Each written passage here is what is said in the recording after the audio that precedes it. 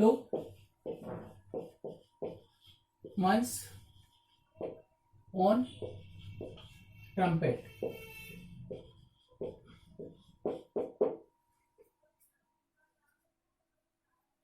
ठीक है, ये यूर ऑन ट्रम्पेट। अपनी डपली अपना राग, सामने वाले के पास जब आप मिलने गए तो उसने अपनी बारे में बताना चालू किया, मतलब he described everything about himself, his achievements, his progress, everything about him. He doesn't want to listen to all the people, he wants to tell about himself, only himself. मतलब जब बंदा किसी के पास जाता है तो क्या होता है कि हम आपस में कम्युनिकेट करते हैं, सारे लोग मिलकर आपस में कम्युनिकेट करते हैं। होता क्या है कि एक कुछ पर्सन ऐसे होते हैं जो अपने अपने बोलते जाते हैं, किसी को सुनना नहीं चाहते, किसी को इम्पोर्टेंस देना चाहते, तो वो अपना ही बताते, अपने अचीवमेंट्स बताएंगे, अपने प्रोग्रेस बताएंगे, सब अपना ही अपना बताते जाते, किसी को कोई सुनने को तैयार नहीं होता है। उस टाइप से बंदे को और वहां के लिए आप यूज कर सकते हो। ठीक है, तो इसका सेंटेंस ले, when I met with him. ठीक है, ये एक्स्ट्रा जोड़ा है मैंने। ब्लो आपका जो वर्ब है, ये वर्ब का आप पास में सेंटेंस है तो पास ले लीजिए। ही ब्लू, ब्लो का क्या हो जाएगा, ब्लू। His on trumpet. तो ये आपने देखा कि कैसे हमने किया। इस सेंटेंस में ब्लो का क्या होता है, ब्लू हो गया, पास था इस सेंटेंस, इसलिए यहां पास लेना पड़ा। पास्ट के साथ हमेशा पास्ट यूज करें। स्टोरी में आप याद रखिएगा, कहीं पे बोले तो we have to use past plus. Your की जगह हीज आ गया क्योंकि यहाँ सब्जेक्ट आपका ही है, तो ही के हिसाब से क्या आ गया, हीज। ऑन ट्रम्पेट आपका सेम था, ऑन ट्रम्पेट ये रहा। ठीक है, तो जब मैं उससे मिला तो उसने अपना ही पूरा अपनी डपली अपनी राग बजा दी, मतलब उसने किसी की नहीं सुनी, हमारी किसी की नहीं सुनी, बस वो अपना ही बोलता रहा। तो ये होता है आपका एक्सेशन। जब आप इस तरह से देखें पर्सन को तो वहां आप यूज कर सकते हैं। ठीक है, और करना भी चाहिए। Be in somebody's good book, ये अगला है। अब ये याद रखिए, इससे मीनिंग निकालते हैं। बी मतलब होना, इन somebody's बुक, किसी बंदे की अच्छी बुक में अपना नाम होना, किसी की लाइफ में या किसी की बुक्स में अपना नाम, अच्छी बुक में अपना नाम होना, ये डिनोट करता है। तो इसका मतलब ये है कि सामने वाले के दिमाग में अपनी बहुत अच्छी रेपुटेशन होना, अपनी बहुत अच्छी क्रेडिट होना, बहुत अच्छी गुडविल होना, अपना नेम एंड फेम होना उसके माइंड। तो ये चीजें इसमें आती है। ठीक है, your name will be in managers good book. ठीक है, ये आपका आइडिया बना दें। तो योर नेम आपका नाम, विल बी इन होगा मैनेजर्स गुड बुक, मतलब मैनेजर की गुड बुक। यहाँ पर somebody को हमने क्या किया कि किस, यहाँ तो बदलना ही है, somebody का मतलब होता है कोई, तो यहां से बदल के हमने क्या कर दिया, मैनेजर्स कर दिया, मैनेजर्स गुड बुक। ठीक है, तो ये आपका बन गया सेंटेंस। आपका नाम जो है वो मैनेजर्स की गुड बुक में होगा यदि आप अच्छा कार्य करते हो। तो जेन्युइन पर्सन चाहिए, रेस्पॉन्सिबल पर्सन चाहिए, और ऑनेस्ट पर्सन हर जगह चाहिए रहता है, हर जगह उसकी जरूरत रहती है। Be born with a silver spoon, बहुत अच्छा आइडिया है। Be born with silver spoon in your mouth.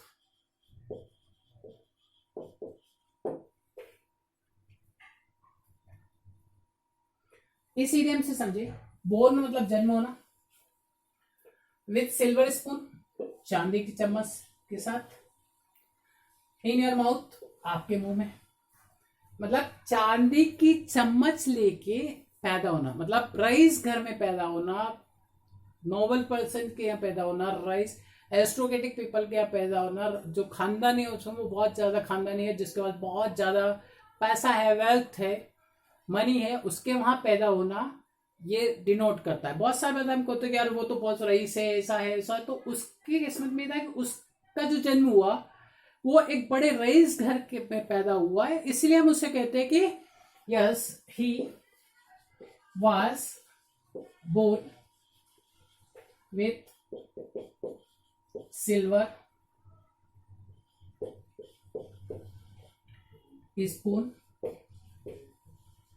In his mouth.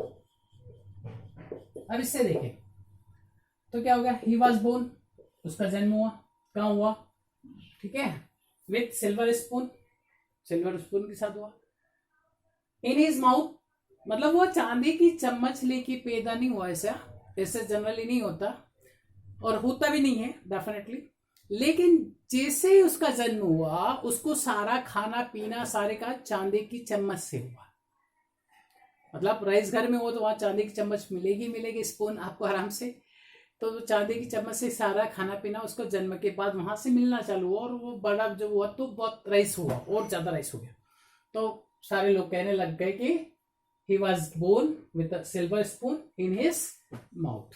बहुत सारे एग्जाम्पल्स आपके सामने हैं, आप वहां यूज कर सकते हैं इस इडियम को।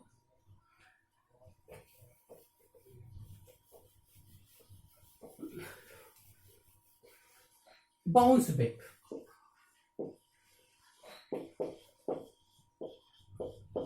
ये वर्ड वेरी इंपॉर्टेंट है हमारे सभी के लाइफ में।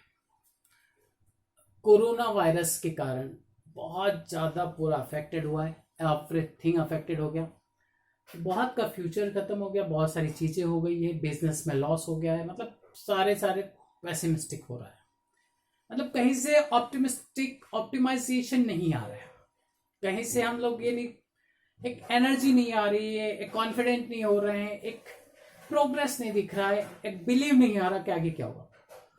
इस हालत में एक ही चीज जो है वो आपको टॉप पे ले जा सकती है, वो है आपका bounce back. You must prepare for bounce back. Bounce back के लिए आपको प्रिपेयर करना ही होगा, आपको अपने आप को प्रिपेयर करना ही पड़ेगा और करना ही चाहिए, क्योंकि जिंदगी आज या खत्म नहीं होती है। तो बाउंस बैक के लिए रेडी रहे। बाउंस बैक के लिए आप सोचिए कि आप क्या बेस्ट कर सकते हैं इसके बाद और कैसे करेंगे, सारा प्लान कीजिए। प्लान करने के बाद action speaks louder than words. अभी हमने कहा है कि एक्शन लेना पड़ेगी, you must start to take action right now to bounce back. Okay, bounce back करने के लिए एक्शन लेना पड़ती है, विदाउट एक्शन कुछ होता नहीं, ये तो सभी जानते हैं। और सोचने से सिर्फ सोचते रहते तो बहुत ज्यादा टेंशन होता है, ठीक है, we get problems. So be ready for bounce back. Bounce back के लिए रेडी हो जाए। बाउंस बैक का मतलब होता है वापस से उस चीज को गेन करना, उसमें बहुत बाउंस बैक का मतलब उस चीज में वापस से उछाल लाना। बाउंस होता है जैसे बाउंस मारते, ठीक है, और बैक वापस चीजें आ जाती है, इसी तरह से हमें भी बाउंस बैक करना है, हमें भी रेडी होना है और आगे के लिए अपने आप को प्रिपेयर करना है और वापस अपने लेवल को लाना है। तो बाउंस बैक के लिए रेडी हो जाइए। ही wants to bounce back.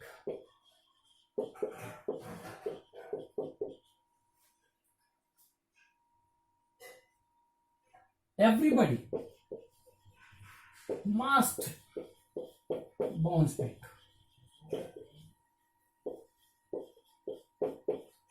You must bounce back.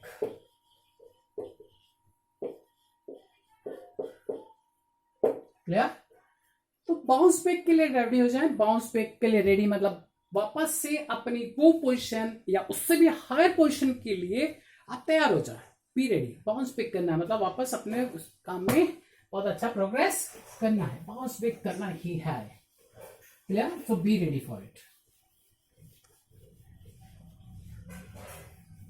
Clear? और next idiom, look on the bright side. ये भी बहुत अच्छा है। Look on the bright side. अब यहां से आप समझ में आ गया कि लुक तो देखो, लुक ऑन किसी पे देखना। ब्राइट साइड मतलब होती है, एक साइड होती है डार्क साइड होती है कि यार कुछ नहीं, निराशावादी हो जाना। एक होता है आशावादी होना, आशा साइड देखना, ब्राइट साइड देखना। फ्यूचर में आगे डेफिनेटली हम प्रोग्रेस करेंगे, आगे हम सक्सेस प्राप्त करेंगे ही करेंगे। तो आपको you will have to think about the bright side of your life. Bright side सोचिए, डार्क साइड नहीं देखिए। आपके डार्क और लाइट दो साइड होती है। नेगेटिव थिंकिंग और पॉजिटिव थिंकिंग को इसको डिनोट कर सकते हैं कि यदि आप नेगेटिव सोचेंगे तो सारी चीजें नेगेटिव नेगेटिव नेगेटिव होगी। यदि आप पॉजिटिव सोचेंगे तो डेफिनेटली आप प्रोग्रेस करेंगे, आगे बढ़ेंगे और सारी चीजें आपको ऐसे दिखेगी कि यस ये हम बेस्ट लाइफ में कर सकते हैं। तो आपको रेडी होना है और आपको सोचना है कि इसके ब्राइट साइड ऑफ, ठीक है, look on the bright side of life. Life की ब्राइट साइड आप देखिए, ब्राइट साइड सोचिए। ब्राइट मतलब होता है पॉजिटिव थिंकिंग, ठीक है। अंधेरे के साथ निराशा नहीं, आशावादी होना, ठीक है, निराशावादी छोड़िए, आशावादी हो जाए कि यस हम बेस्ट लाइफ में कर पाएंगे और you must take action for it. Bounce back वाला काम हो गया, ठीक है। तो आपको आशावादी होना है।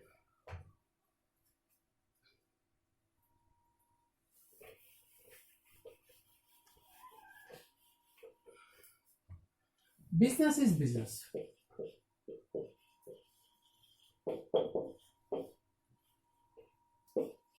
बिजनेस इज बिजनेस, सिंपल सा फॉर्मूला है। बिजनेस बिजनेस होता है, ठीक है। बहुत बार कहा जाता है कि बहुत सोचो कि आप शॉप रन कर रहे हो, कोई बिजनेस स्टार्ट किया है और बिजनेस रन कर रहे हो और आपके कोई फ्रेंड्स या दूर के जो पहचान वाले हैं, जो आपके बहुत अक्वेंटेंस है, मतलब सिर्फ पहचान होती है, किसी हाई हेलो होती है, मतलब क्लोज रिलेटिव्स नहीं है, वो आ जाए और आपसे बोले कि आप क्रेडिट पे हमें ये दे दो ये दे दो, तो क्या आप दे देंगे? क्योंकि बिजनेस अलग होता है और रिलेशंस, फ्रेंडशिप, बाकी चीजें अलग होती है। सो बिजनेस इज बिजनेस, मतलब बिजनेस को पॉइंट ऑफ बिजनेस के ही देखना चाहिए। तो वी मस्ट कंसंट्रेट और अवर बिजनेस। सो बिजनेस को बिजनेस की तरह से देखें, तो business is business.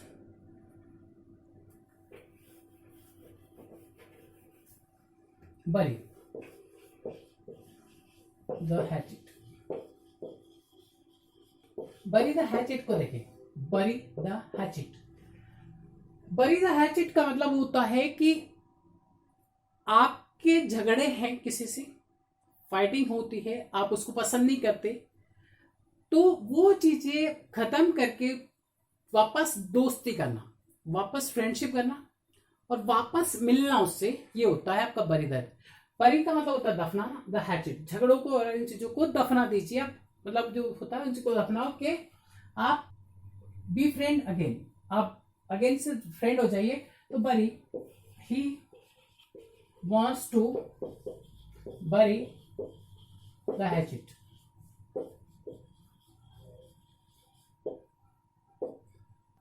He wants to bury the hatchet मतलब वह पुराने झगड़े भूल के वापस मित्रता करना चाहता है, दोस्ती करना चाहता है, मिलना चाहता है, ठीक है। तो he wants to bury the hatchet. तो आप इस तरह से इसको यूज कर सकते हैं।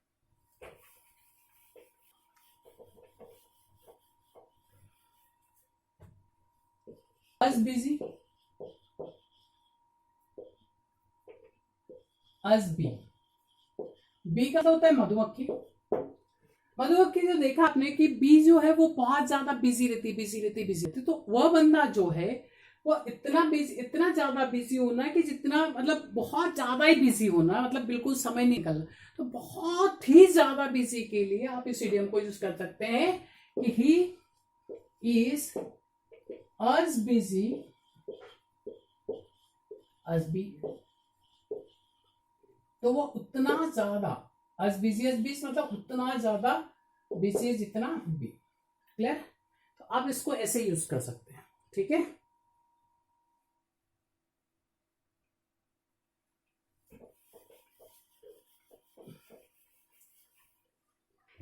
अगला वर्ड है let the cat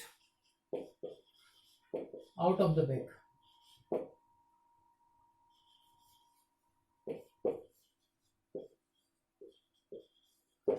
late the cat, बिल्ली को बैग से बाहर आने दो, ठीक है।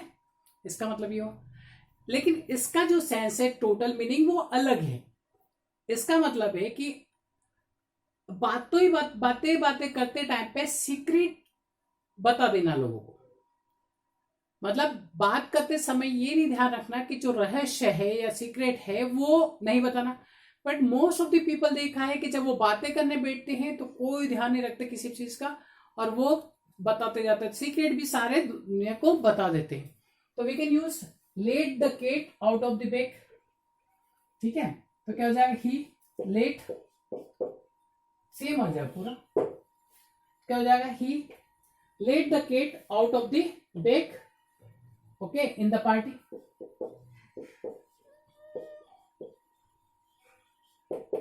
ठीक है, तो ये सेंटेंस आपका बन गया कि सेम आपको, तो मैंने पहले कहा था आपको फर्स्ट वर्ड यूज करना है, ये यहाँ पे जो है वो वर्ब है, तो आपको यूज करना है कि एज अ वर्ब यूज किया, तो वर्ब में हमने इसको लेट का सेकंड फॉर्म भी लेट होता है, तो हमने इसको यूज किया है एज अ सेकंड फॉर्म, तो ये आपको समझना है कि ये वर्ब है, तो हमने इसको एज ए वर्ब यूज कर लिया, तो ये वर्ब है, ठीक है, इस सब से आप यूज करेंगे, पहला वर्ड तो लिखना है, बाकी तो सब वही सेम जाएगा।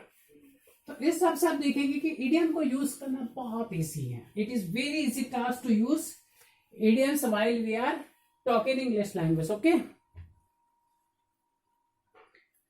Cat,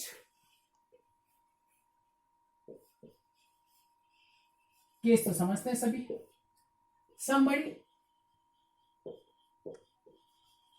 red handed,